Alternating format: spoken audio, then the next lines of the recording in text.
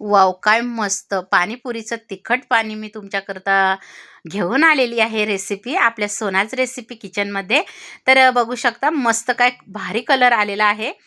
तर नमस्कार, मी स्वाती सोनाज रेसिपीमध्ये तुमचे खूप खूप अगदी मनापासून स्वागत करते. चला तर मग वेळ न घालवता रेसिपीला सुरुवात करूया. रेसिपी स्किप न करता संपूर्ण बघा.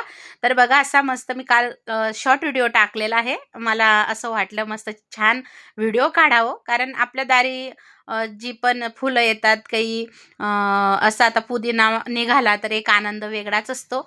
तर म्हणून मग एक शॉर्ट व्हिडिओ टाकलेला आहे आणि त्याच पुदिन्यापासून मी तुमच्याकरता खास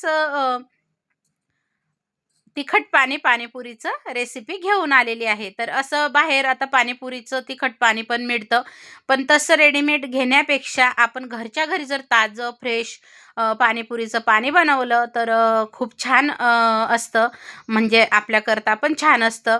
तर बघा, असा पुदिना मस्त घेतलेला आहे ताजा फ्रेश, सगळे पानं तोडून घेतले. बघा, कोथिंबीर मस्त जेवढा पुदिना तेवढीच कोथिंबीर घेतली, एक लिंबू घेतलं, आलं घेतलेलं आहे, आणि हिरवी मिरची घेतलेली आहे बघा.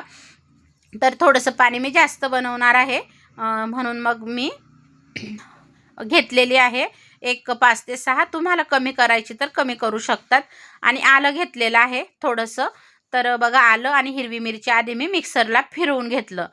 जर एकसाथ आपण पुदिना आणि कोथिंबीर, आलं, मिरची एकसाथ टाकली तर मग एखाद्या वेळेस आलं जाड राहून जातं, म्हणून मग आधी मी फिरवून घेतलेलं आहे बघा, मिरची आणि आलं. तर आता बघा, कोथिंबीर आणि पुदिना पण टाकून घेतला मिक्सरच्या भांड्यामध्ये आणि थोडंसं आता याच्यात पाणी टाकायचं, अगदी थोडं टाकायचं आणि हे फिरवून घ्यायचं.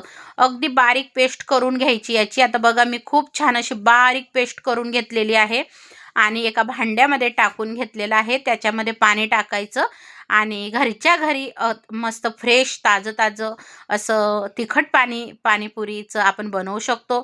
आणि मस्त व्हाईट वाटाणे भिजत घालून, वाटाणे उकडून छान असं आपण रगडाही घरच्या घरी बनवू शकतो. तर मी बनवला होता, पण पूर्ण रेसिपी शेअर नाही केली. तुम्हाला जर पूर्ण पाणीपुरीची रेसिपी हवी असेल तर नक्की कमेंट बॉक्समध्ये सांगा. तर आपण मस्त घरच्या घरी अशी मज्जा घेऊ शकतो.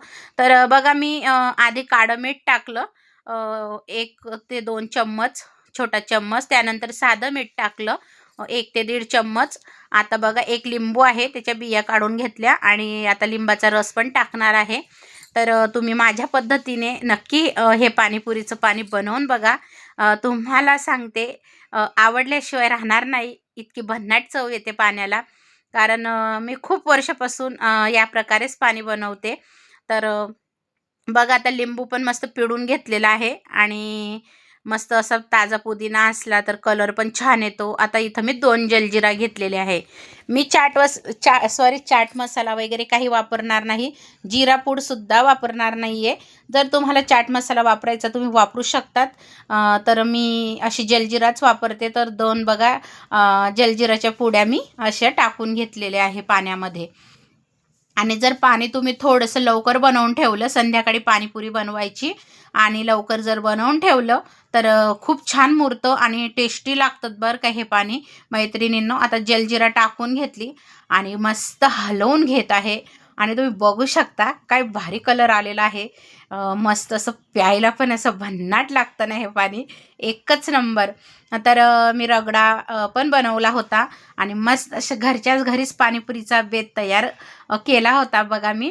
तर म्हणून मग मी फक्त तिखट पाण्याची रेसिपी तुमच्याकरता घेऊन आलेली आहे. तर कशी वाटली मैत्रिणींनो छोटीशी रेसिपी?